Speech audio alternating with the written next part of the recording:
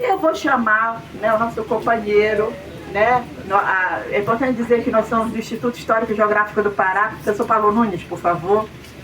Ele me chama de madrinha porque eu sou minha madrinha. Madrinha dele no Instituto Histórico, né? O Instituto Histórico, gente, quando tem o roteiro lá, a gente entra. Hoje nós somos 70 sócios, né? O Instituto Histórico do Pará é um dos mais democráticos do Brasil, né, Paulo? Porque ele renovou com a nossa presidente aí nos últimos 15 anos, a professora Anaísa. E aí entrou, antigamente só tinha assim, advogado, engenheiro, médico. Ela renova nos últimos 15 anos e começam a entrar, né, pessoas, né? Entrou na da geografia, o colega da história, então muitos professores da UFPA estão, da UEPA também estão. E aí começamos a entrar também o pessoal da música, do turismo, da letras, né, da arquitetura, né?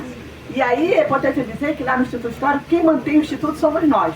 Os 70 com a nossa mensalidade, né?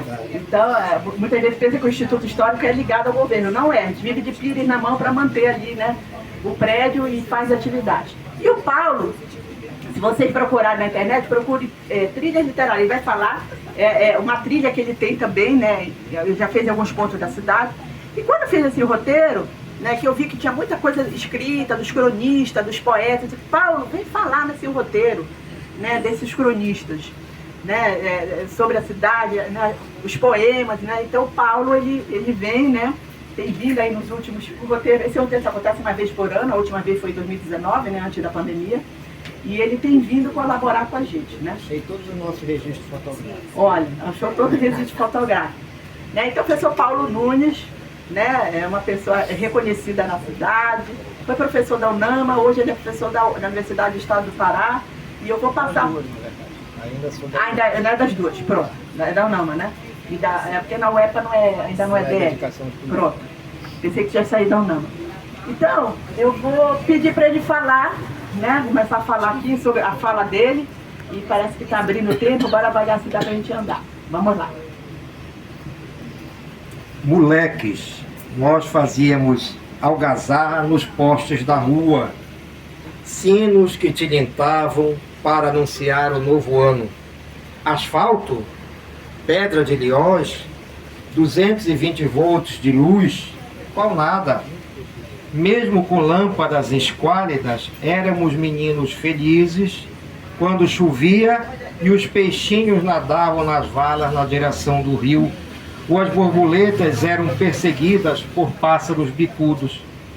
Ontem, tropecei no asfalto do canto onde eu morava e busquei a taberna do seu Manuel.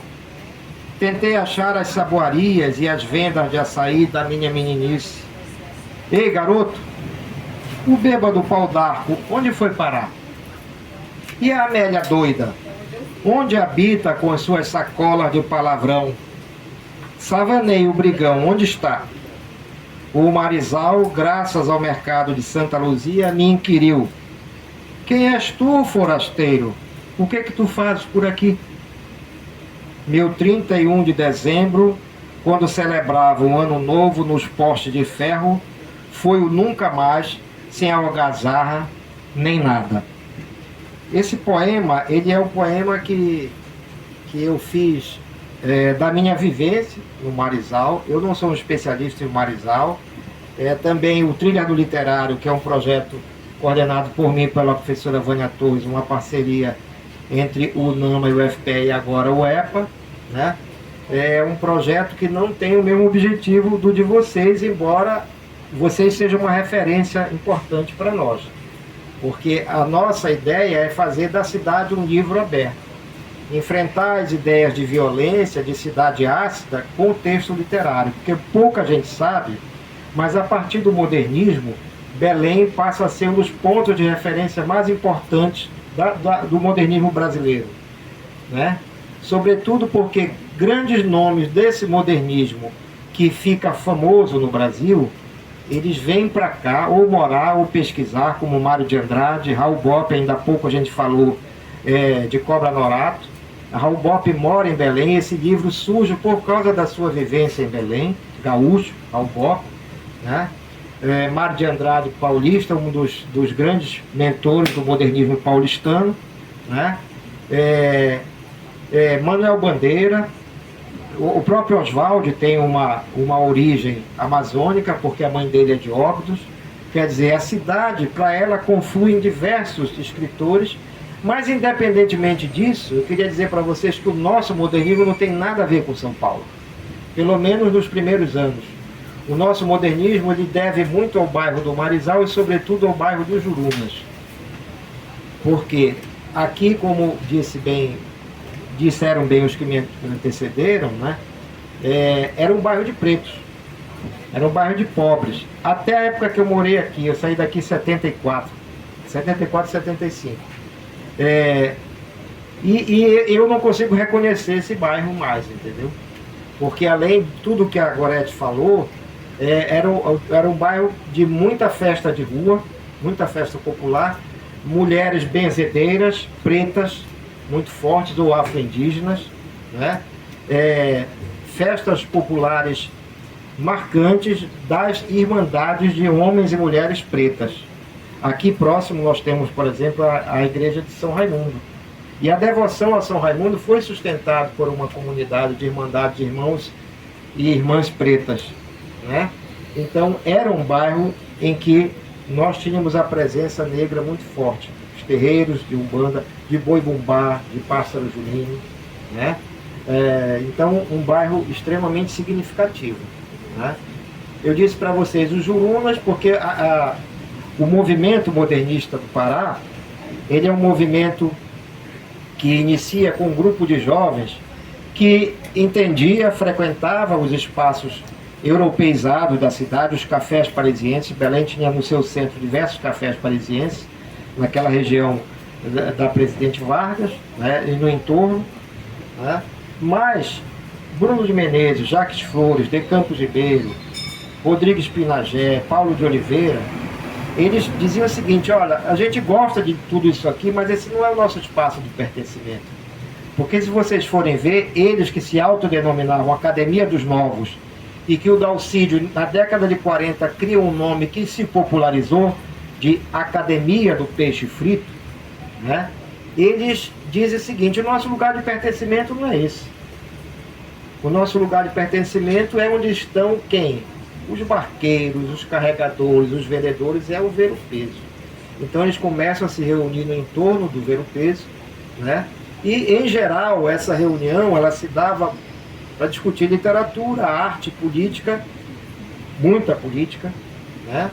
E tomar uma cachaçinha acompanhada de um peixe frito, que era algo muito importante. Ali havia a devoção de um santo preto chamado São Benedito, onde está o mercado de ferro, aquela última coluna que fica de frente para a Pedra do Peixe, né? E para a Feira do Açaí, é ali onde estava o bar Águia de Ouro, que tinha a devoção a São Benedito. É uma devoção católica só? Não. O povo do peixe frito não é só de uma única marca religiosa ou cultural. Lá, tanto se cultuava São Benedito, e a mesma imagem era também para o pessoal da Umbanda Verequete e para o pessoal do Tambor de Minas, Verequete para o Tambor de Minas, né? E Ossain para o pessoal da Umbanda. Então, ali, esse movimento todo, né, é um movimento que se espalhou por diversos espaços da cidade, né? Sobretudo, e a partir da experiência do Juruna de Bruno de Menezes, que era o grande líder, né, mas o Bruno de Menezes, porque era assim, gente, os territórios eram demarcados. O De Campos, por exemplo, ele vai dizer que o capoeirista que ia até o Igarapé das Armas ou das Almas, ali ele não passava para o lado do Marizal. Se passasse, a porrada comia e às vezes até a morte, né? O dono de boi, o brincante de boi do Guamá, ele não ia para os Jurunas e vice-versa, né? Então, também a proposta do grupo era de, primeiro, incluir as periferias no repertório de literatura da cidade, que não existia. Se vocês forem ver, quase todos são pretos, pobres e autodidatas e jornalistas. É importante dizer isso, porque o jornalismo era uma grande escola, né? E aqui no Marizal, o Bruno teve um grande professor chamado Tó Teixeira.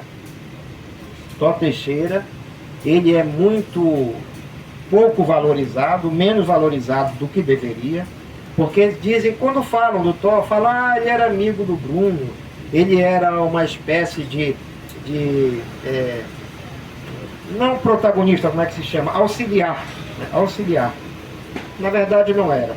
O Thor era uma figura importante, ele ajuda muito a fazer a cabeça do Bruno e apresentar o Marizal para o Bruno de Menezes. E logo depois o bairro de São João, atual Telégrafo, né? E a Vila da Barca. Né? A Vila da Barca tem muita fofoca para contar, mas quem quiser, pega lá no YouTube o Geração Peixe Frito, né? Que é o documentário dirigido pela Vânia, que eu sou auxiliar dela nesse documentário, ajudei a roteirizar. Né? Nós estamos produzindo um segundo documentário a respeito disso.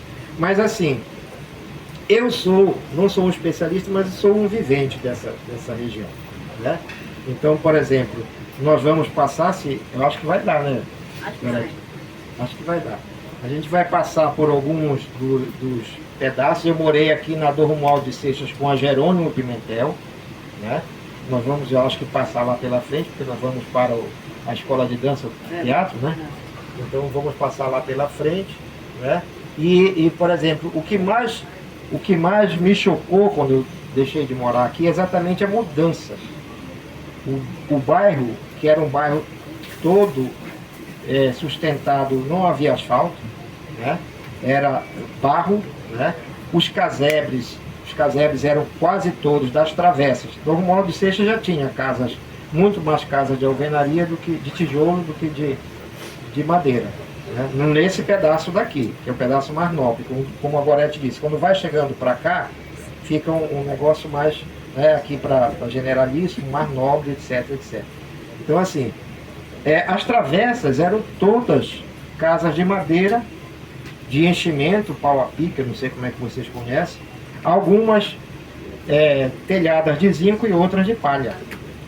Então as baiucas de açaí e as quitandas portuguesas, nome português, mas de gente muito empobrecida, pobre do bairro, davam uma dinâmica muito interessante, né?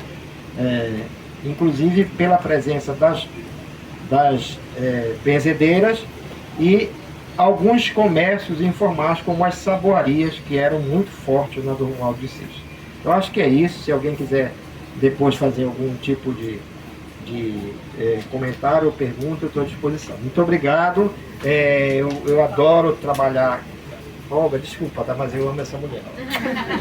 Então, assim, eu adoro trabalhar com trias, adoro colaborar e aprendo muito com vocês. Valeu, muito obrigado pela oportunidade.